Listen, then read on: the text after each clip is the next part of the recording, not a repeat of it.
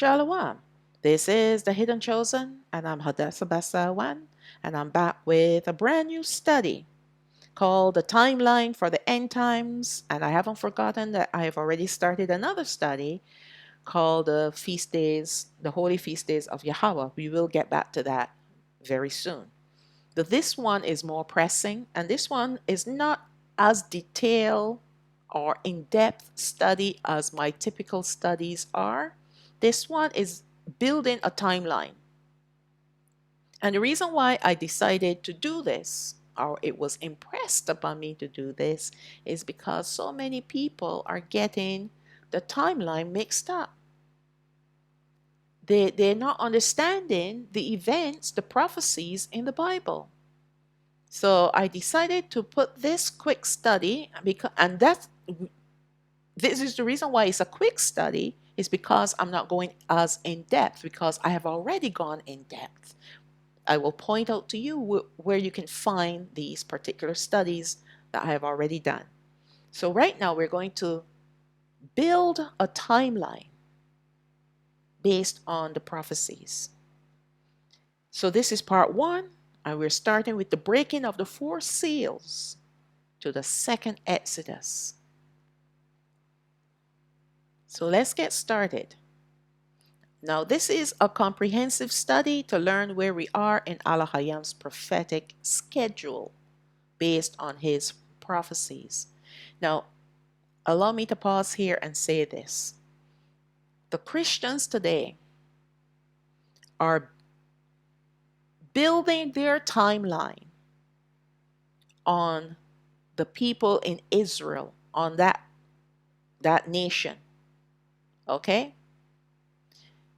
They're looking to them to understand the prophecies. And that's why they have gone astray. Because they are not the true people of the book. They were planted there. All right? So when you view them, and I've heard many Christians say that they are God's prophetic clock,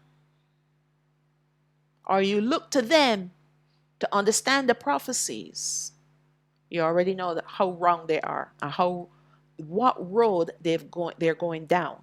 It is the road of great error, the road to destruction, because they are not Allah-Hayam's prophetic timepiece. They may be God's prophetic timepiece, but not Allah-Hayam. Okay? So that's the big number 1 mistake that we are witnessing today when they're looking to what is going on in that land to understand the prophecies in the Bible. It's not based on them. It's based on another people called the Negroes, the ones that aren't there yet. Okay, let's go on. In view of what is happening in the world around us, many people are seeking to know what is the next event to occur on the earth. These people may be put into 2 categories. You have the Christians or the southern kingdom of Yahshua. So the southern kingdom, many of our people have been awakened. And because of this awakening, they are now aware of things going on around us. Same thing with the Christians. A lot of them are aware based on their pastors teaching them about the end times. And so they're looking for a rapture. This is another reason why they are watching to see what is happening, what is going to happen next. Because they're looking for a rapture to get out of here. A lot of the southern kingdom of Yahshua, they're looking for a second Exodus. And both groups of people are wrong, because the southern kingdom will not go into a second Exodus with the northern kingdom. We are a divided nation. All right? And this is where error comes in. Because if you are thinking that you're going to go into the wilderness and be fixed there, then you don't have to do anything here. Same thing with the Christians. If they think that all they have to do is say a sinner's prayer and then they'll be whisked out of here because they are now saved and they don't have to do anything except wait to be to be taken out of here, to vanish. And this is where both parties have fallen down, gravely fallen, because Alahayam is not regathering heathens, pagan worshippers, unclean persons. He did that with our forefathers in the wilderness. He's not doing that again. So we put the Christians aside because we know what they're about. They're pagan through and through. The southern kingdom, on the other hand, if they don't wake up to the truth, they're going to fall just like of these Christians are going to fall. They're going to perish. Because if you don't get your life right now, then you will not be regathered. Simple. Okay, so let me move on. The rest of the people in this world are contented to live as best as they can, not too concerned about world events, or they are living in denial of the darkness that has enveloped this world. And I met both kinds of people. There's some people, they just don't want to talk about what happened 4 years ago. They don't even want to talk what's happening in the news. They just want to live. They want to wake up in the morning, go to work, come back home, cook a meal, eat, enjoy something on the telly, go to sleep, wake up and do the same thing over again. They don't want to think about anything that's going on out there because it brings fear.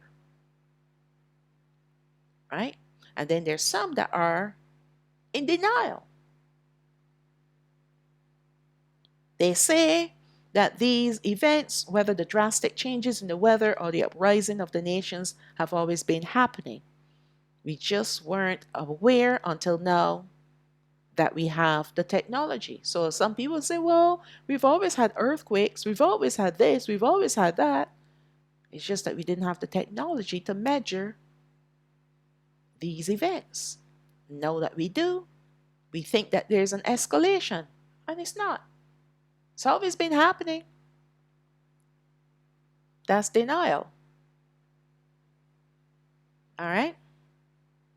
Regardless of what anyone says, the darkness has indeed increased exponentially on the earth to bring about all of the dramatic changes, even in the laws, in countries denying our rights to live as we always have been. So if you notice, in every country, rights have been whittled away to almost nothing. You have no more rights.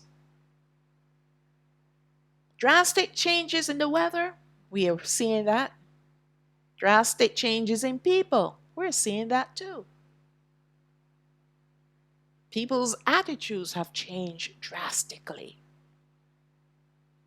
People are melting down like never before, losing it, going insane, going berserk over very little provocation, with very little provocation. In fact, even no provocation. You just got to look at them sideways, and then they start to vent, go berserk. It's been happening on airplanes. They have had to do emergency landings because people just go berserk. That's because of the toxin that they've taken. I can promise you that. Because now they're possessed with demons. You take the toxin, you now become possessed with demons. Now you have no control over your emotions. And you're losing it. People are losing it like crazy. Just be careful out there. Don't confront these people. They'll come at you with an axe. I saw that one time in a little clip. This woman next door came at the other woman in her own house. She was in her own home. And she came at her with an axe, chopping down the woman's front door. And this was an elderly woman babysitting her grandchild. And this was a young woman that went berserk. Seeing that more and more, that's because of the toxin. Drastic changes in the earth and on the earth. And even drastic changes in the spiritual atmosphere all around. Now, you don't have to be even spiritual to realize that there's a heaviness in the atmosphere. That's because the darkness has increased. Only people in denial would not think anything of it. But the average person will say, well, you know what? It doesn't feel the way how it used to feel before 2018. Because the darkness has increased. But we were warned that this was going to happen. Hamashiach warned us of such. He warned us that in the end times, all this is going to happen. Let's look at Matthew chapter 24, verse 3. And as he sat upon the Mount of Olives, the disciples came unto him privately, saying, Tell us when shall be the sign of your coming and of the end of the world. So they wanted to know 2,000 years ago when they were with him, when he was coming back, and when the end of the world will come.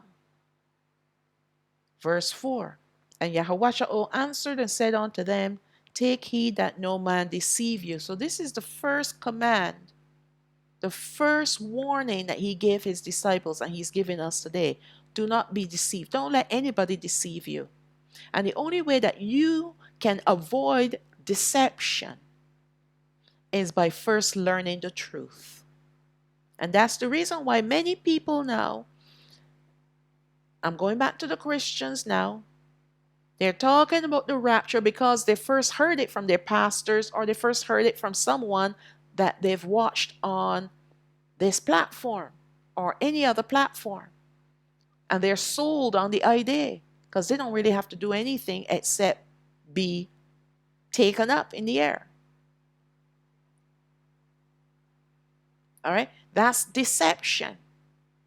And it's the same thing with our brethren who are thinking that they are going to go into the wilderness on a second Exodus, whether in ships or airplanes or what have you. They're being deceived. They've fallen into this first trap called deception because they don't know the truth. Verse 5. For many shall come in my name, saying, I am Mashiach, and shall deceive many. There are many false messiahs out there. And there are many false teachers saying, yes, he is the Messiah. But hear this word. He says we're going into a second Exodus. And then they bring out all these false teachings in his name, in his title. All right? There are many people that raise themselves up and call themselves the Son of the Most High. And then there are some that are teaching, yes, he is the Messiah, he is Mashiach, but they're also teaching false doctrine. Just be careful. The only way that you can be sure that you're not being deceived is when you line up what you are hearing with what is written in the word of Allah Hayam. If it's not lining up, then it's deception. And many people are raising themselves up to be prophets, prophetesses, teachers, apostles, all kinds of titles, but they don't have Ruach HaKodesh leading them. And that's where deception comes in, because if Ruach HaKodesh is not leading you in your ministry, who then will be leading that person? The devils.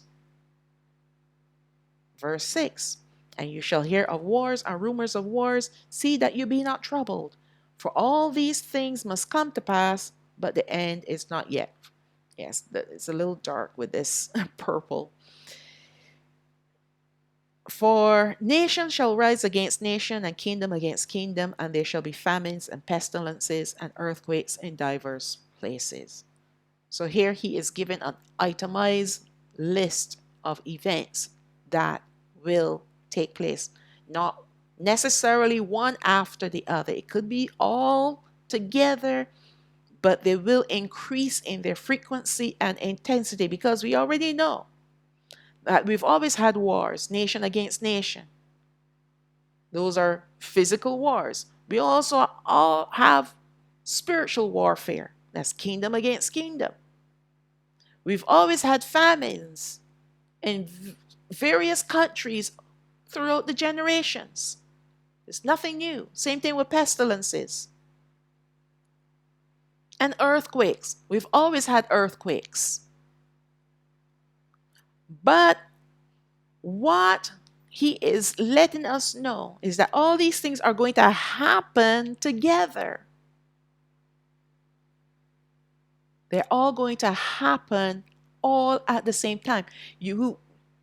Back in the day, you'll have a war happening in a faraway country. Now we have wars scattered around this world. Kingdom against kingdom. We have commotions going on. Uprisings, riotings, protestings. That's kingdom against kingdom. You have the powers of darkness working through various people, and people are rising up because the powers of darkness is even working through them too.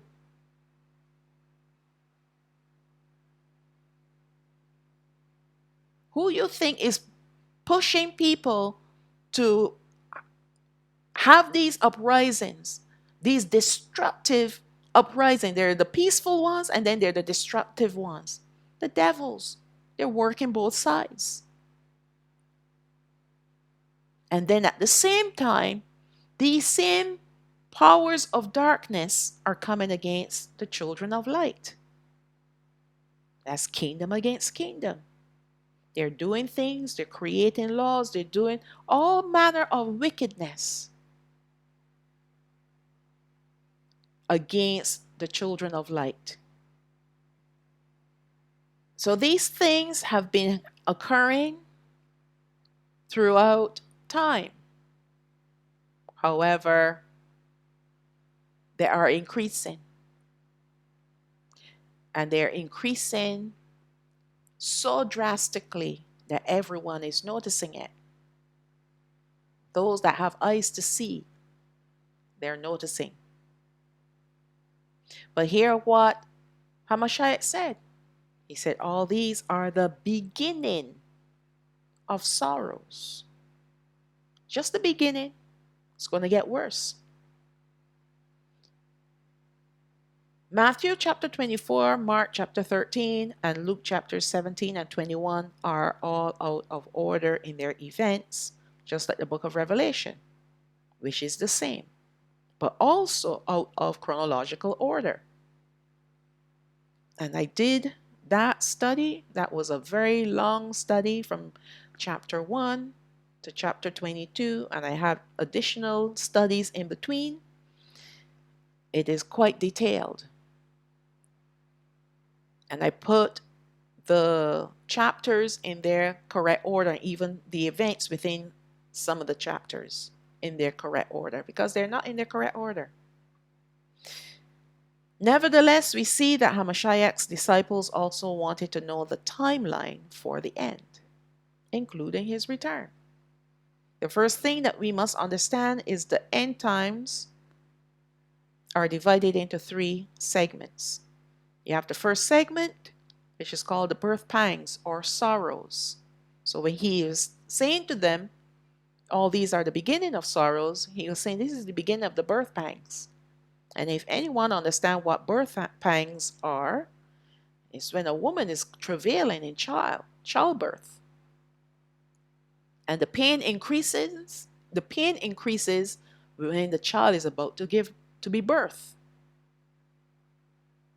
The contractions become more frequent and more intense in pain as the baby is ready to be birthed. So he compared the beginning of sorrows to that of childbirth, because something is going to be birthed at the ending of these 7 seals. So as in the verse 7 above. So the birth pangs or sorrows as in verse 7, which I have described above. The second segment is called the tribulation period, and the third segment is called the Great Tribulation or the wrath of Allah Hayam. Now we have to understand how these 3 segments of the end times correlate with the scriptures. In Matthew chapter 24, Hamashiach goes on to speak of these other 2 segments, but they are past events interwoven in the future events to bring confusion, which we can see already occurring today. And this is the problem, because we have past events interwoven with future events. People are confused as to the timeline, and that's why they believe that the people in our land are the true people of the Bible, and they're going to be running away, go running to Judea. First of all, they're going to build a 3rd temple, and they'll be allowed to sacrifice again, and then the Antichrist is going to come, and he's going to stop their sacrificing, and then the people are going to flee to the mountains. So much drama, right? All lies, all deception, because that's not going to happen. They are completely misunderstood the prophecies. All right? Once you understand that the people in our land are not the people of the book of the Bible, then you will understand the prophecies and how they are meant to roll out. Okay? The prophecy about people fleeing from Judea into the mountains. Run up to the rooftop. Don't take anything with you. If you go up to the rooftop, don't come down again. That has already occurred. That event has already taken place in 70 AD when our people were being invaded, when Judea, which is the land of Yahawah, the city, province of Yahawah, where the city of Jerusalem is located, was being invaded by the Roman Empire. This is in 70 AD. So this event of them fleeing, when he said, hope that it's not in winter, and those that have children, suckling children, all these things that he is outlining was to do with our forefathers in 70 AD. It's already done, taken place. So what the devils have done, they have taken the scriptures and they've scrambled a lot of them. So that someone who is being led by Ruach HaKodesh will understand. But those who do not will take it at face value and follow the sequence of events as they are written down in the scriptures, which is leading down the wrong path, leading you astray from the truth. But that's all right. Allah Yahawah allowed this because not everyone's supposed to understand his prophecies. And not everyone is going to want to understand his prophecies the way how he has it all laid out. All right. So there's a lot of confusion when it comes to the end times prophecies, especially the end times prophecies in Matthew chapter 24, Mark chapter 13, Luke chapter 17 and 21, and of course, even in the book of Revelation. All right. So now we're going to look at the three segments of the end times timeline. And you have the birth pangs or sorrows are described in Revelation, where they are called the seven seals. And that's located in Revelation chapter 6, verses 1 to 17, and Revelation chapter 8, verse 1. The tribulation are also described, or the tribulation is also described in Revelation, called the seven trumpets. And that is found in Revelation chapter 8, verses 2 to 13, Revelation chapter 9, verses 1 to 21, and Revelation chapter 11, verse 19. And then you have the Great Tribulation, also described in Revelation, are called the seven vials filled with the wrath of Yahawah.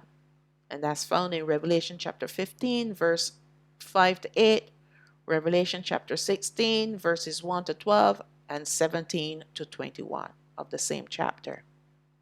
So this is how the three segments of time of the end times correlates with the book of Revelation. What Hamashiach was explaining to his disciples are also revealed here in the book of Revelation. And because I have already done this study before, I'm only giving you the scriptures so you can go and take a look at them yourself. I may pull out, in this particular study, I may pull out some of these scriptures, but I'm not going to go into detail as I did in that particular study called the book of Revelation. All right? We're building a timeline. Understanding these three segments of the end times events to take place, which have already started, will also help us to know just where we are in this timeline based on the events that have already taken place. The days of sorrows have already begun. We are in the birth pangs because the first four seals have already been broken. So there are some people that don't believe that we are in the birth pangs. They don't believe that the seals have been broken. All right, and yet we're seeing an escalation of chaos and confusion all around the world, all at the same time. It's not localized anymore. It's not even in a particular region anymore. It is now worldwide. And this is how we know that the seals have already been broken. All right? So let's look at the first one. Revelation chapter 6, verse 1. And I saw when the Lamb opened one of the seals, and I heard, as it were, the noise of thunder, one of the four beasts saying, Come and see.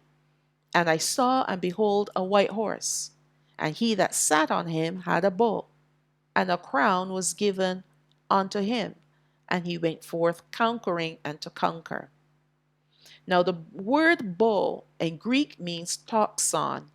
If you've been following along in my studies, you would hear me calling this word because this is the Greek word from where we derive the word toxic or toxin, and which means poison. This seal was broken and the devils were given permission with authority. So whenever you see the crown given, it means that Allah Hayam has given them permission and authority to act. You see that in the beast with the 7 heads and 7 crowns, or they had 10 horns with 10 crowns. All right? Wherever the crowns sit, that means that entity is given permission to carry out their evil deed or deeds. So this particular horseman, this demon, this devil, was given the authority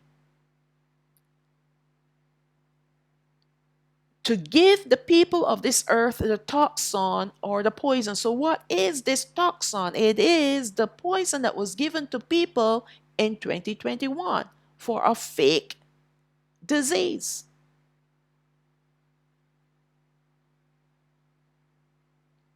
All right? Call it the mark of the beast, call it the jibby jab, whatever you want, serpent juice, whatever you want to call it. That's what the toxin is.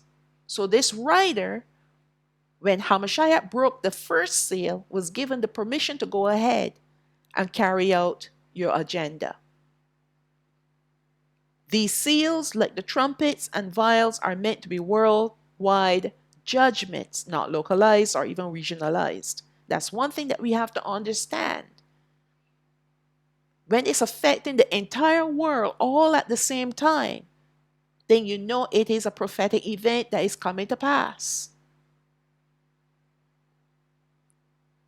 Note that this poison was created long before 2020, but it was distributed worldwide by 2021.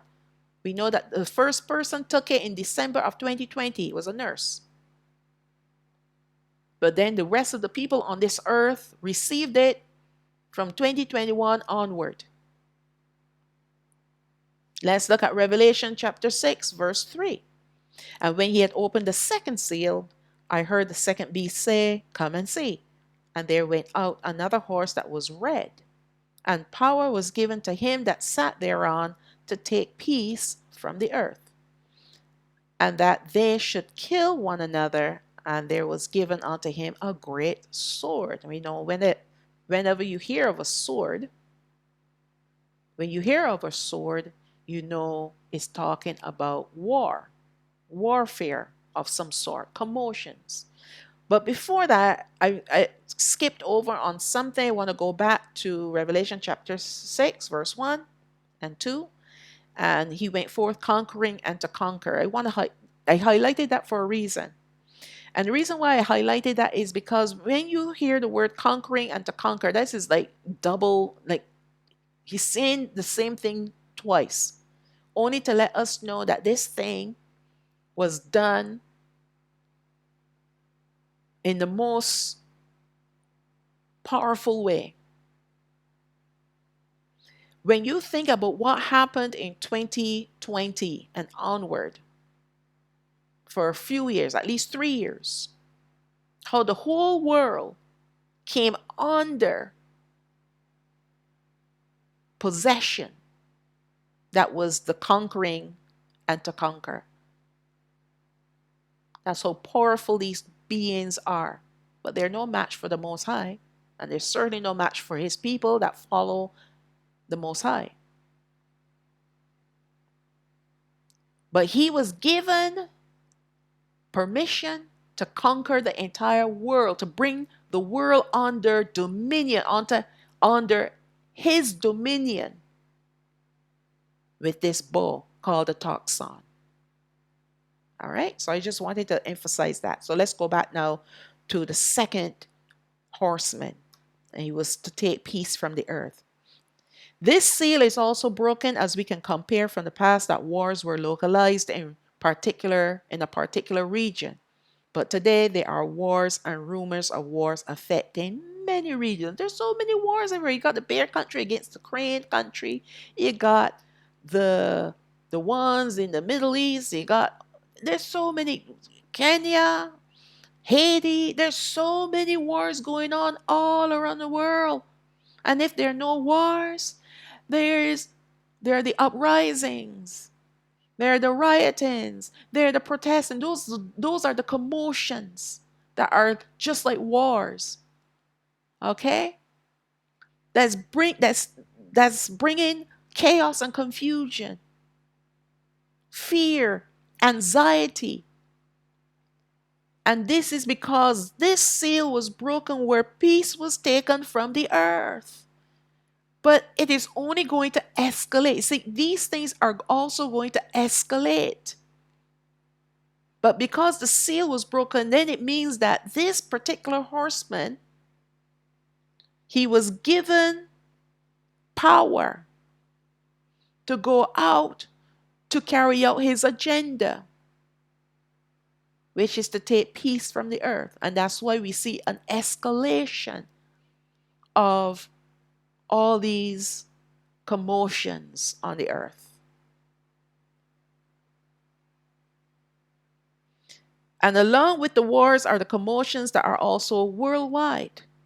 This particular devil was given the power to take peace from the earth, hence the commotions, the uprisings, protestings, and riotings are occurring in many, many countries today. Just saw that there's a big commotion in Bangladesh, one in Venezuela, you had one in Paris, France.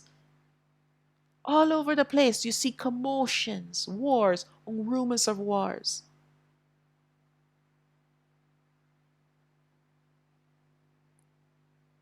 Revelation chapter 6, verse 5. And when he had opened the third seal, I heard the beast say, Come and see. And I beheld, and lo, a black horse, and he that sat on him had a pair of balances in his hand. And I heard a voice in the midst of the four beasts say, A measure of wheat of barley for a penny, and see you hurt not the oil and the wine. Now the third seal is broken today, and it is very evident as we are witnessing a disruption in the supply chain worldwide. Once again, we have to view these seals as worldwide judgments being allowed by Allah to be carried out by these devils on horses. Let us reflect on what has been happening thus far. Despite the fact that the changes in the weather, whether droughts or floodings worldwide, that are destroying crops, there is the purposeful destruction of farm animals due to fake sicknesses. Lately, there have been fires that burn down food processing plants, which is to increase the planned famine on the earth. And even though it's planned by the devils, Allah is permitting this. Now, another reason why they're burning down these food processing plants is because they want to build new ones. And the new ones that they want to build will cause the people to eat bugs, the mealworms, the crickets, the grasshoppers as food. I looked at that in one of my studies, one of the Nephilim studies, and I showed you what they want people to eat coming on to the end times when they have control over the world permanently. Well, I should say permanently. It will be temporary, but they will have full control for a short period of time. It's not permanent. All right? And no one will be able to say anything for those few years that they will be running the world.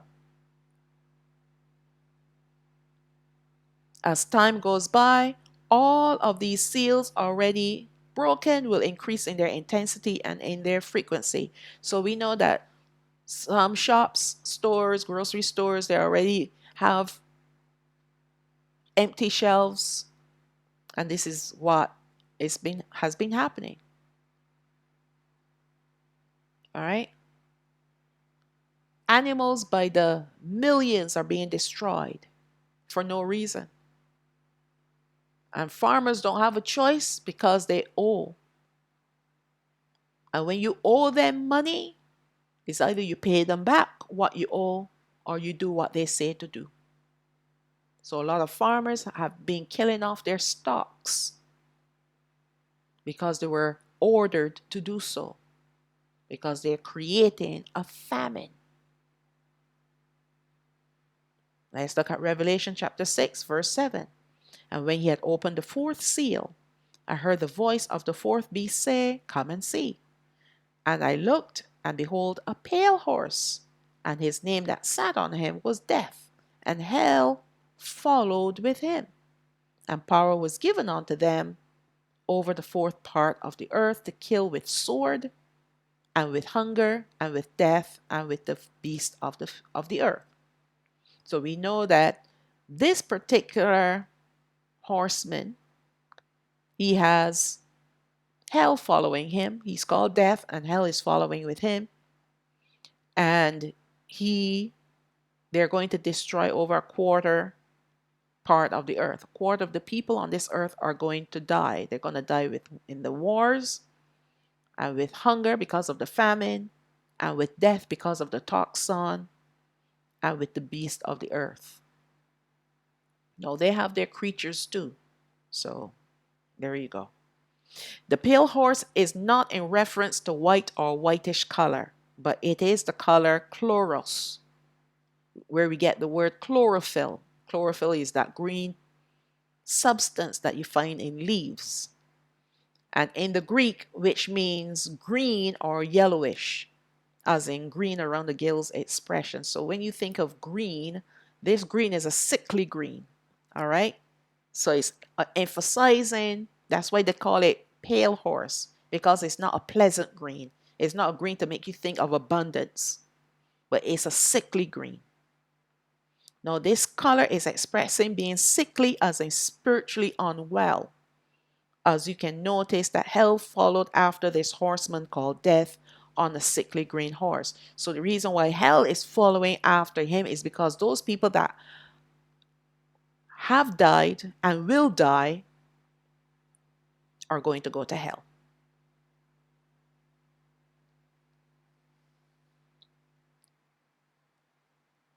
This means that all those that have fallen under this horseman, which is a combination of all the judgments of the previous horsemen, will be going to the hellish part of hell. So hell is divided into two parts.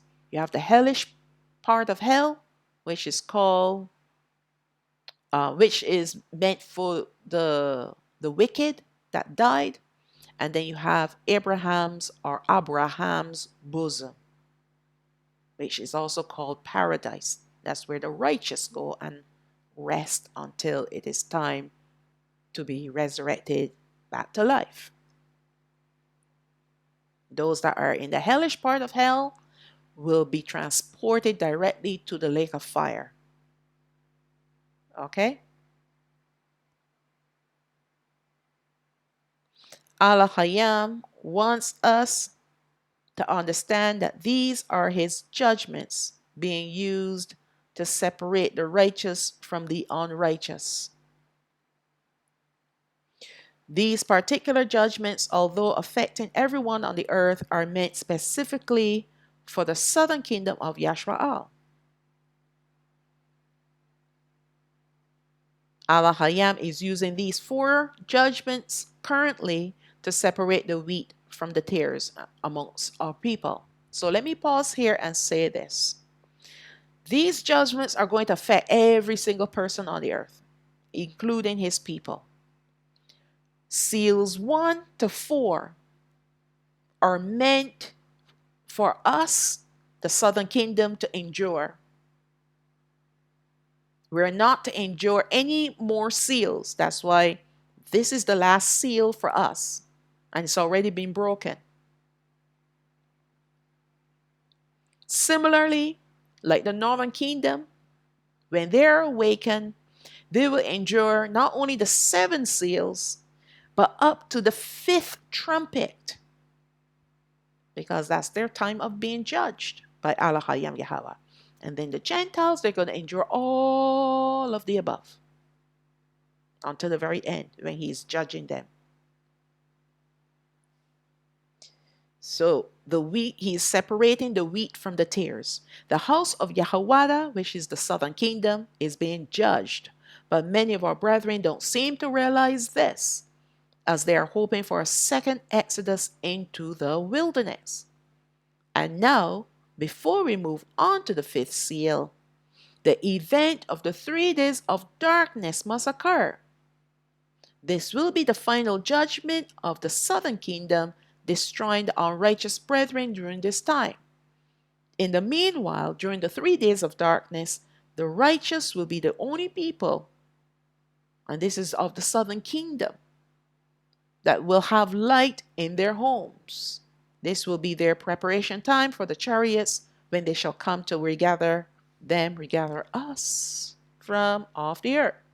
So let's look at Matthew chapter 24, starting from verse 29.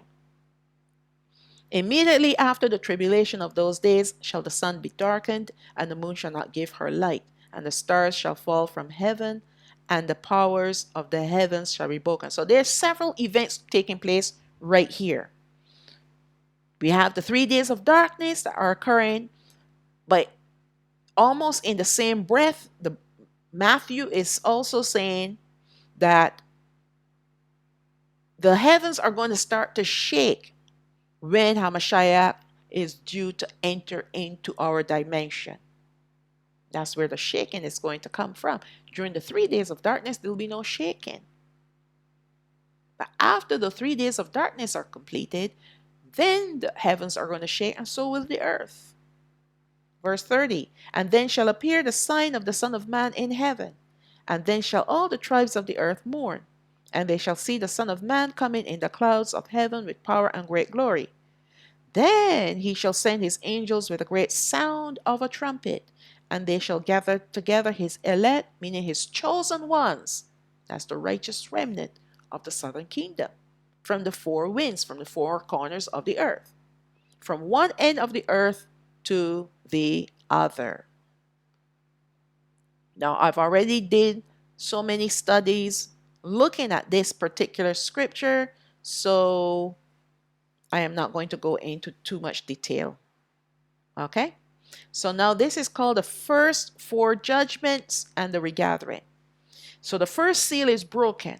The rider on the white horse is released, or will be released. Well, actually, he is released already. He is released. The earth is conquered by mass hysteria over a fake sickness. And then the toxon, which is the mot B, mark of the beast, is given. The second seal is broken. The rider on the red horse is released. We have the increase of wars and rumors of wars. We have commotions like riotings, uprisings, and civil unrest. Then we have the third seal is broken. The rider on the black horse is released. Famine has increased like never before and worldwide. Remember back in the day when all the popular singers got together and came up with a song to sing, to raise money for the famine. I think it was in Ethiopia in those days. Remember that? That was localized. Now we're going to have famine all over the world. And it's increasing. The fourth seal is broken. The rider on the pale green horse, the pale horse or the green horse, is released, called death. And hell follows this rider, as it is the increase of all the judgments before, but with significant deaths occurring. And if you've noticed, that same Mot B, the toxon, has killed millions of people already worldwide. No one's talking about it. And that's just part of the deaths that are occurring on this earth. The 3 days of darkness is due to occur. And that is the judgment of the house of Yahawah, the southern kingdom, the judgment of the house of Yahawah, meaning the southern kingdom, is completed. So when the 3 days of darkness come, it will mean that the house of Yahawah, the southern kingdom, is completed. The judgment for that kingdom is completed. Now we have been separated, the wheat from the tares. The wheat will be taken in the chariots, the tares will be burned up. All right. Hamashiach returns in the clouds. This is at the ending of the 3 days of darkness. And every eye shall see him. His trumpet is sounded. Then we have the regathering of the righteous remnant of the southern kingdom in the chariots of fire. So you see the sequence of events. There is no exodus for the southern kingdom, okay? No exodus. The only exodus that we're going to have is the one in the chariots. So if you want to call that an exodus, so be it. But people are talking about exodus in ships, cruise liners, to take them to South Africa, then for them to go into a wilderness somewhere in Africa. The regathering of the righteous remnant of the southern kingdom will be seen worldwide, and this will trigger the awakening of the northern kingdom. Of course, every eye will see them, see us. They're going to see Hamashiach. They're going to hear the trumpet. And then when the fiery chariots come and pick us up, they're not parking on the ground. They're going to be whisking us up, just like what happened with Aliyah, who is Elijah, and Hanawak, who is Enoch. The chariot wasn't parked on the ground. It passed by and picked them up. A miracle. They were translated into the chariots. Supernaturally translated. Well, that's what translation is anyway, right? So this event will trigger the northern kingdom because people are going to see that it will be the Negroes.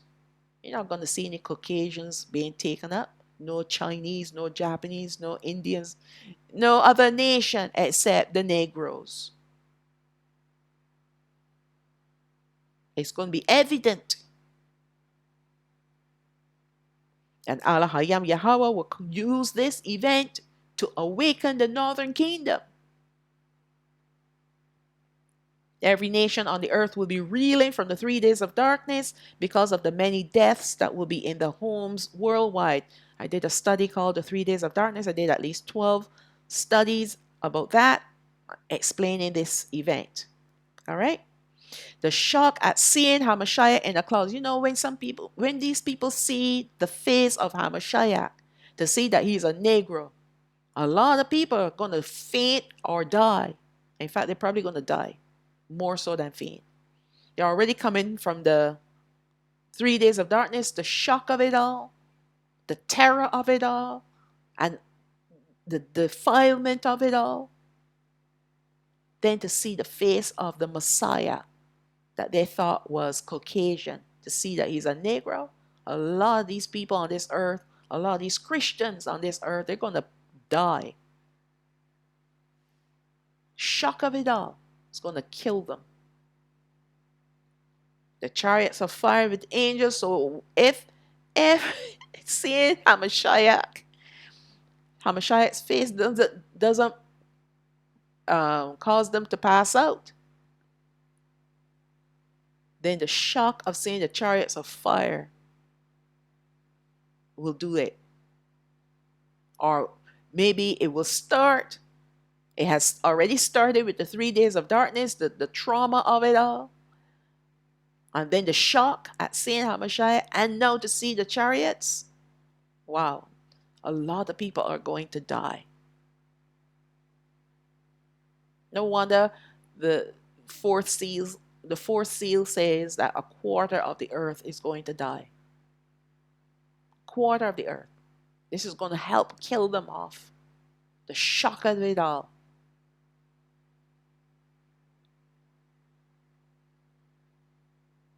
Then the shaking of the heavens and of the earth. And I believe in the book of Luke, it talks about the waves roaring.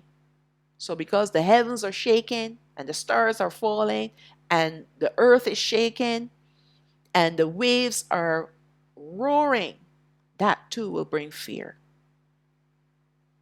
The horseman is out to collect these people. Remember, death and hell is coming to collect these people.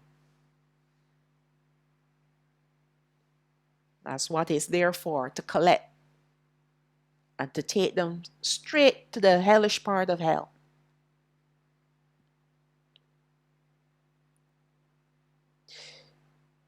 The shaking of the heavens and of the earth, the sound of the trumpet that will be heard worldwide, and then to see us being taken in the chariots. And that trumpet sound is going to bring fear because it's also going to cause the earth to shake. Remember when our forefathers were in the wilderness and when Allahayam came down and he sounded the trumpet loud and it caused the earth to shake. It caused the people to shake too in fear. Yes, there will be mass confusion, sorrows, anxiety, fear, terror, and all the other negative emotions that anyone can think of that will be felt worldwide. Everyone on this earth will be affected. Everyone, even the northern kingdom. This will be the perfect scenario to usher in the next major event on the earth. So after he is gone, Hamashiach is gone and we're gone, the southern kingdom. And the earth, excuse me, the sun is returned, and when in whatever countries it needs to be returned, or the moon because it's nighttime in other countries. Sorry.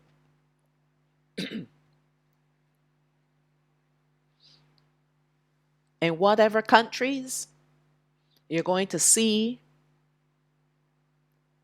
that there's going to be mass confusion, anxiety to the highest degree, fear, terror, all the negative emotions that you can think of, sorrows. People will be crying, wailing because they've lost their babies or children or husband or wife or mothers or fathers, you name it, death in every household.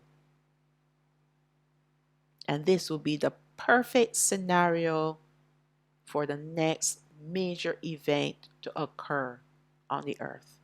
And it will be during this time that the seventh beast empire called the New World Order will rise up. This empire has been wanting to rise up for years now. Al-Hayam is like, nope, you will not be rising up until I get my southern kingdom out. So you lay low. But they've been hinting about it. Bush great-grandfather has been talking about it. And ever since him, all the Bushes, all the Bushes have been speaking about it, along with other presidents of the US, talking about this new world order that is coming. Even the speaker, the owner of the WEF, talking about it too. All them, all these wicked people talking about the new world order. But it's not going to rise up, not until we leave here. Not too long after this, meaning the rise of the new world order, you will have the anti-Messiah, which will rise up as king. This is the false prophet. He calls himself a false prophet. Well, we call him the false prophet. He calls himself a prophet, but we call him the false prophet, the anti-Messiah. One and the same. They're not two separate people. He will rise up as king because every empire needs a king, right? All this to bring order. Their new world order amidst this great chaos will ensue our departure. So this is the perfect time for these two beasts to rise up and take their place now to bring comfort to the hearts of the people on the earth. But we know how that's going to turn out, right? Let's look at Revelation chapter 13, verse 1. And I stood upon the sand of the sea, and saw a beast rise up out of the sea, having 7 heads and 10 horns, and upon his horns 10 crowns, and upon his heads the name of blasphemy. Then we drop down to verse 11. And I beheld another beast coming up out of the earth, and he had 2 horns like a lamb, and he spoke as a dragon. So the first beast that came out of the sea, we know the sea is symbolic of peoples, nations, tongues. That's the beast empire, because it's going to be made up of people from around the world. The next beast in verse 11 is the beast coming up out of the earth, is symbolic of flesh, person. And he had 2 horns like a lamb, because he's trying to portray himself to be like a Messiah. We know our Messiah is our Pesach lamb. All right? So he wants to portray himself to be like the Messiah, except he will speak like the dragon, because this particular person, which will be a man, will be possessed with a Satan. That's why he called it Yahawah called him a dragon. When you see dragon, it is speaking of a Satan. There are 5 Satans. One is locked away. Azazel is locked away in the abyss currently. So there are only 4 roaming the earth. All right, there are 4 of them roaming the earth. These 2 demonic entities will bring the world to its knees to worship them through many mandates, laws, and even beheadings. They will seek to transform all of mankind into hybrids, to be in their image, and at the same time to become an abomination before Yahawah. So all the laws that you see passing, all the different inventions that you see occurring, is to make mankind to be an abomination. And that's why anyone that takes the toxin, you are going to become a hybrid, because there are things in that poison that will convert your natural created D-N-A- into something else. Okay?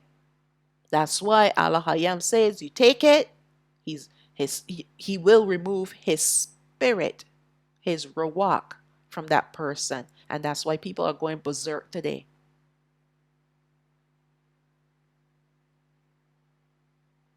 All right. And they want to transform all of mankind. And I did a study about that in the study is called the Nephilim. All right. Rise and fall of the Nephilim. A whole bunch of studies I did on the Nephilim. And it talks about, and I go into detail talking about the transformation of mankind that these creatures want to do. It's already happening. When they're changing men to be women and women to be men, that is a transformation. That is an abomination. Okay. Of course, the awakened house of Yahshua, the northern kingdom, will resist, as they will come into the knowledge of who they really are after they are awakened, and who Yahawah is, as he will reveal himself to them, just like he did with the southern kingdom and through his rawak. So his rawak will reveal Yahawah to his people. He will also reveal Hamashiach to his people. And the same method in which we made these discoveries will be the same method in which these ones, the northern kingdom, will experience. But their awakening is going to be very quick. Very, very quick. Because from the time we are taken, the southern kingdom is taken off the earth, the 7-year clock will begin to tick tock, tick tock. All right? Let's read on. Revelation chapter 6, verse 9. And when he had opened the fifth seal, I saw under the altar the souls of them that were slain for the word of Yahawah and for the testimony which they held. So the fifth seal will be opened after we are gone, not before. Verse 10. And they cried with a loud voice, saying, How long, O Yahawah, holy and true, do you not judge and avenge our blood on them that dwell on the earth? And white robes were given unto every one of them, and it was said unto them that they should rest yet for a little season until their fellow servants also and their brethren that should be killed as there were should be fulfilled. Now I've explained all of this in the book of Revelation, but let me give you a little insight. The fifth seal, we know that an event took place in heaven. But what took place in heaven is going to reflect on the earth. So let's look at what happened in heaven. There were souls under the altar in the throne room. And these ones were slain for their testimony that which they held. They were believers.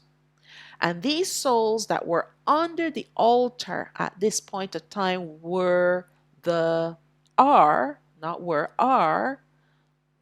souls of the southern kingdom that were martyred. Okay? They are the martyred ones. And they were martyred because they stood for righteousness and holiness.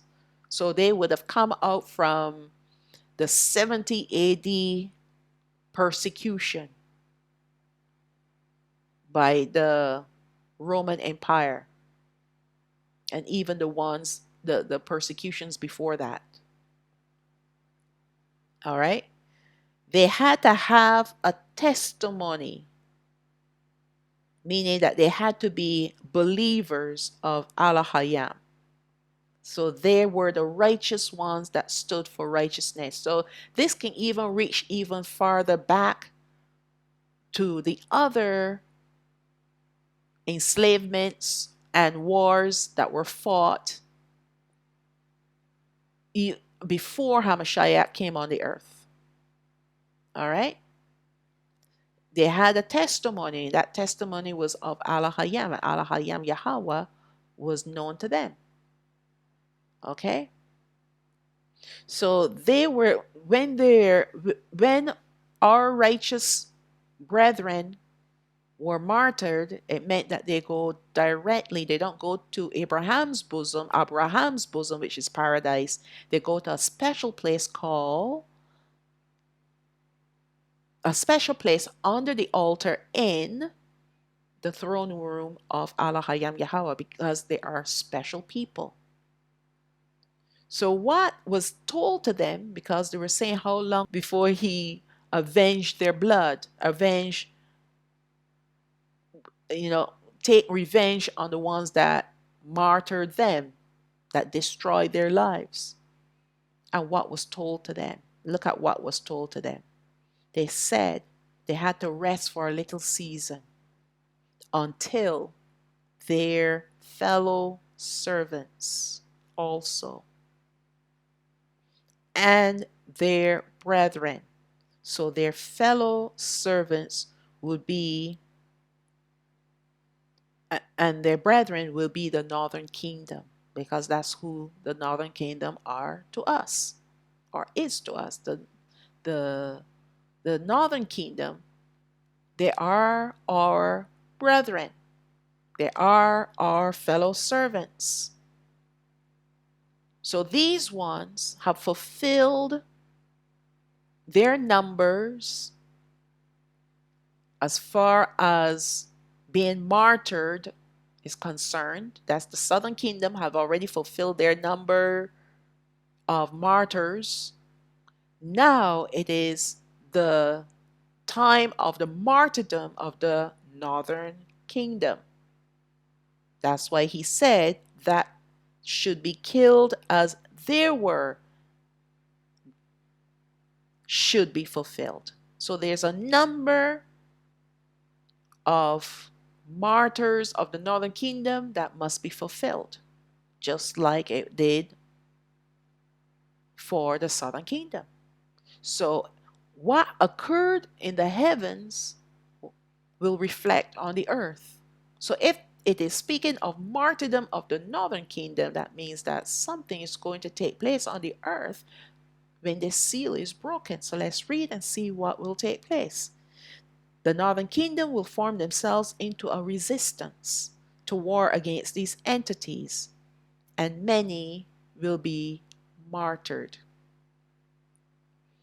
So they are going to war against these two beasts, the beast empire and the anti-Messiah. Alahayam will permit these two beasts to prevail against his people, the northern kingdom. This will be the beginning of the judgment of the northern kingdom, as they will have to choose to worship Alahayam or to worship the beast. Those that will choose to worship the beast will be killed by them, meaning the beast, as punishment from Alahayam. So they're going to be, and it always happens. Oh, well, we'll surrender to the beast, to the empire. Empire does not want their surrender, they want their blood. And Al-Hayam will put it in their hearts to kill them. The beasts will not want their worship, as they will view the northern kingdom to be too dangerous to trust. They don't want us on their side. They want to destroy us.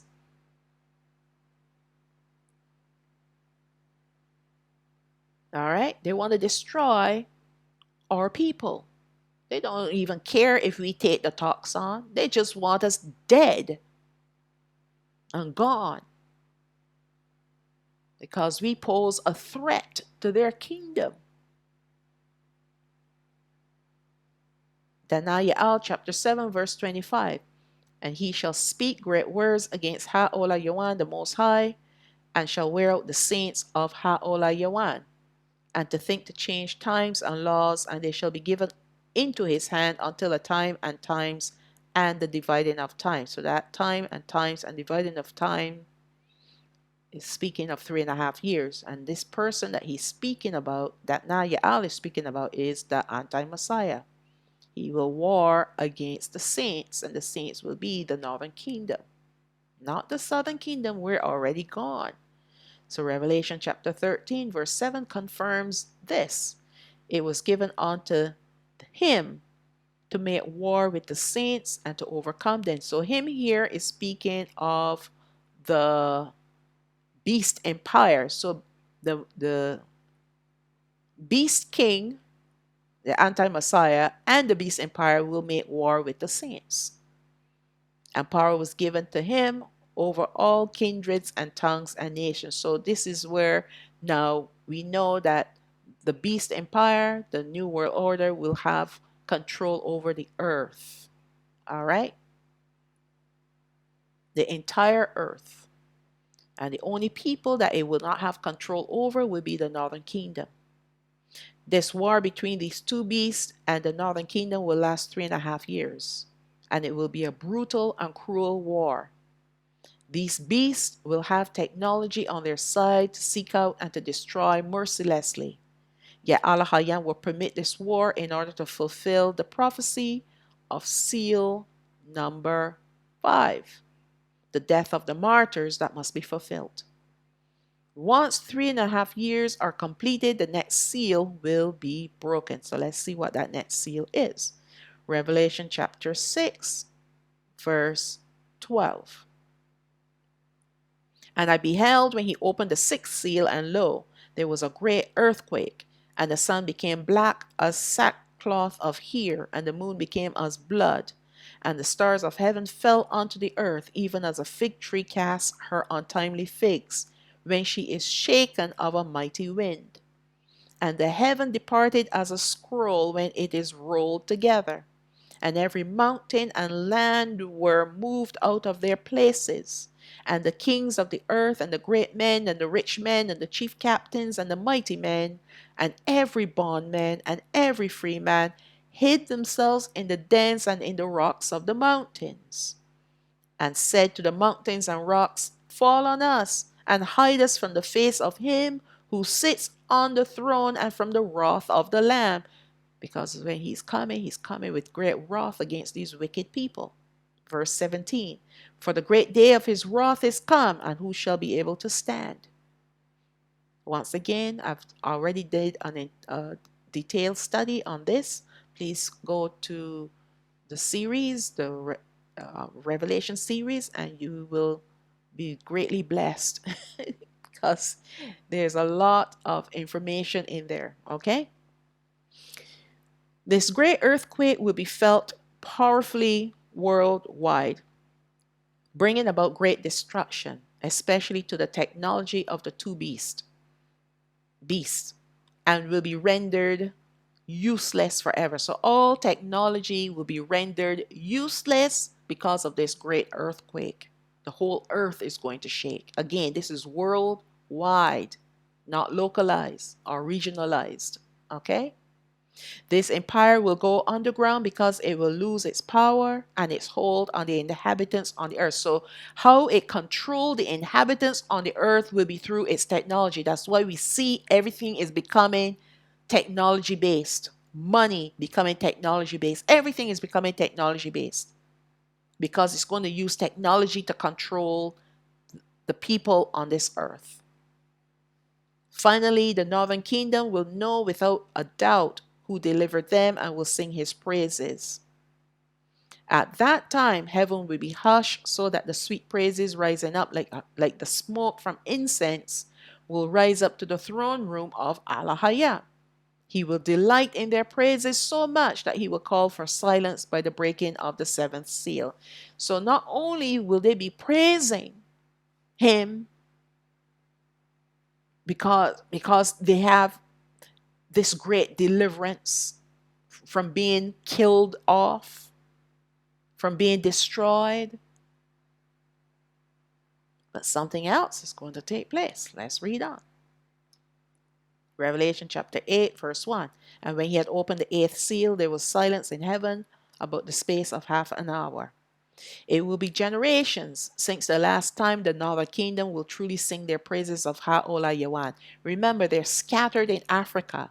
They have assimilated themselves in Africa. So even if they were Christians, they're worshiping Jesus. All right? Not one of them will have the knowledge or the understanding or even the revelation of Yahawah, the highest, the most high. They will not have it, not until he awakened them like he had awakened the southern kingdom. They're all pagan worshippers. They're all Gentiles at this point of time. So they have not sung the praises of Yahawah for generations. They were scattered since 721 BC. All right? They were gone from the land since then. They don't even know about Hamashiach. They know about Jesus. Some of them, the ones that became Christians, they know about Jesus. But Jesus is not the same as Yahawah. Because Jesus is a Caucasian man. Yahawah is a Negro. Two completely different people. Because one is a devil, the other one is the Son of the Most High. All right? So now they're singing the praises of the Most High. And Yahawah is going to hush the heavens.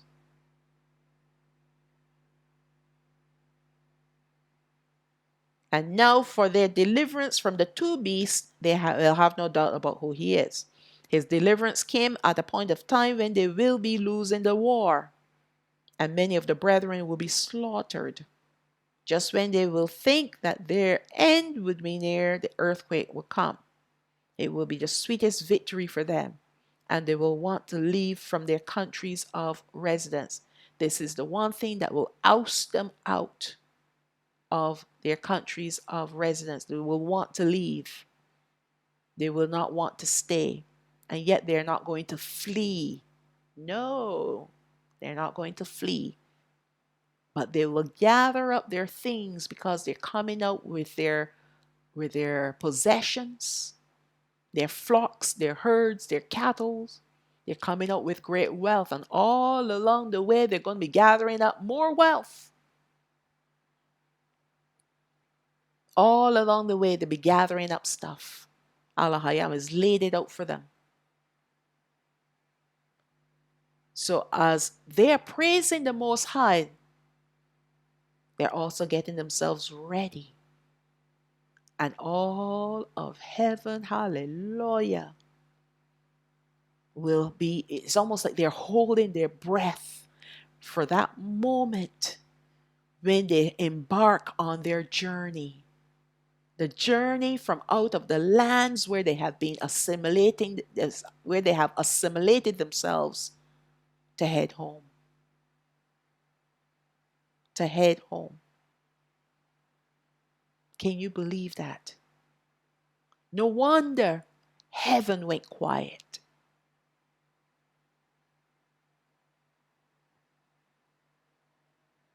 As they gather themselves together, it will be the most extraordinary exodus that the nations around them will ever witness.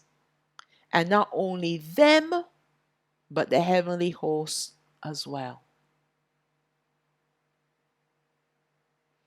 30 minutes in heaven, or rather 45 minutes according to Allah Hayam's clock, because our clock was made up of 90 minutes for 1 hour, not 60. So half an hour for us is 45 minutes. So 45 minutes according to Allah Hayam's clock is not the same on the earth. It can also mean 45 days. Regardless of the time frame, we know that at the ending of it will be launched the greatest exodus this earth will ever see. Even greater than the first exodus from Goshen. Even greater than that. Just as they entered the countries they sojourned in, so will they leave in their clans and in their tribes. They're coming out in order. They're coming out. The way how they left is the way how they're going to return. And it's going to be orderly. And I did a study on this particular portion of the second Exodus. How they were laid out, how the tribes are laid out in Africa, reaching from the east to the west of Africa. There are a couple of tribes down to the bottom, not in South Africa. None of our people are in South Africa unless they immigrated there recently.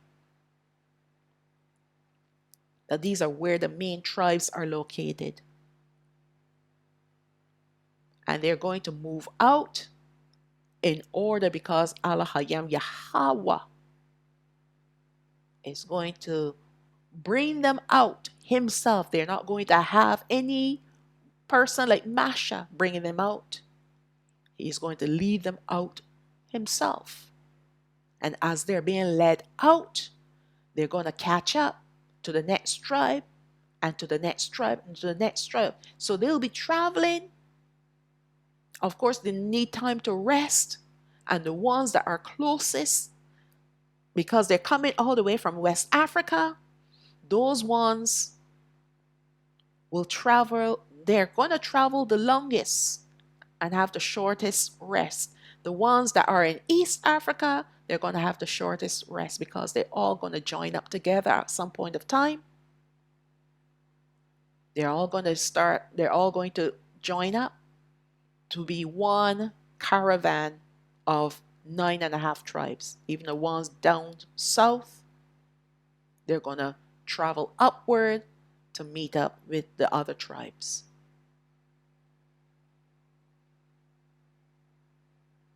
All right. And even though these ones are traveling in the second Exodus, and by this time, let me just say this too, and I'll put this in part two. The earth will be one continent again. This great earthquake that's caused islands to move out of place and mountains will bring the earth masses back together again as one land mass. Okay? One land mass, like it was in the beginning, before the flood. After the flood, the one land mass broke up into pieces. Now, this earthquake is going to bring it back together.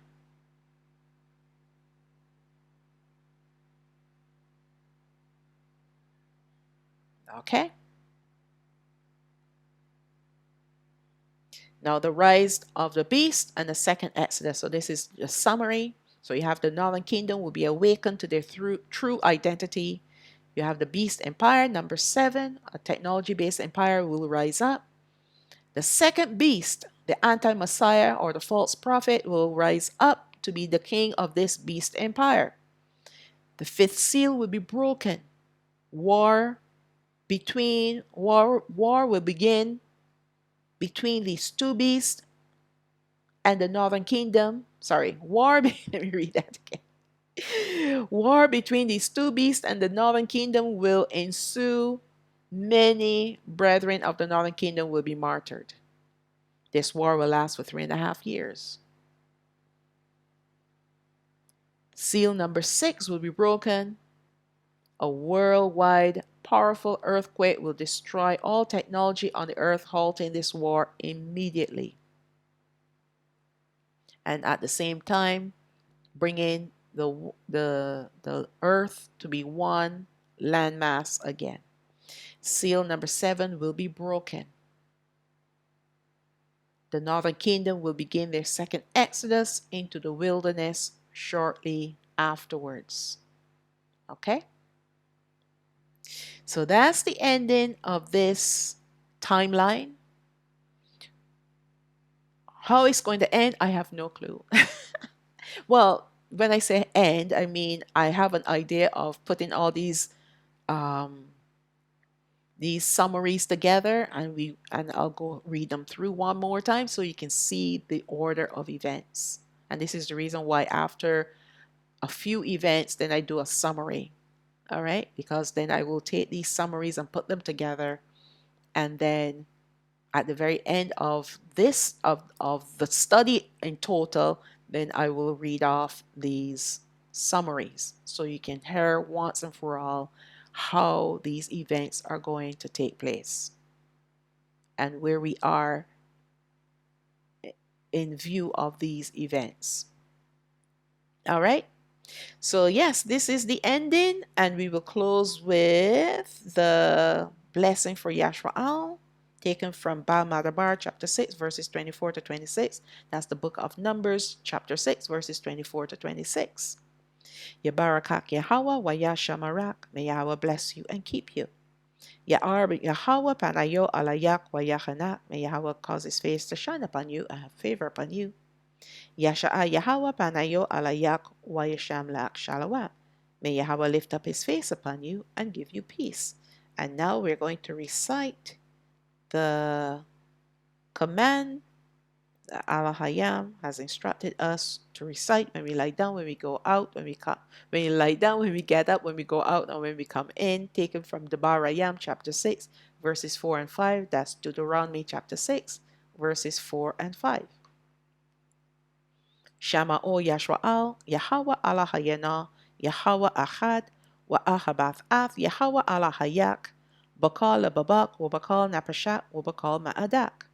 Hear, O Yashwa'al, Yahawah our Allah Hayam is one Yahawah, and you shall love Yahawah your Allah Hayam with all your heart, and with all your soul, and with all your might. And with that, I will say, Shalawam, Shalawam, all praises to the Most High. Abaya.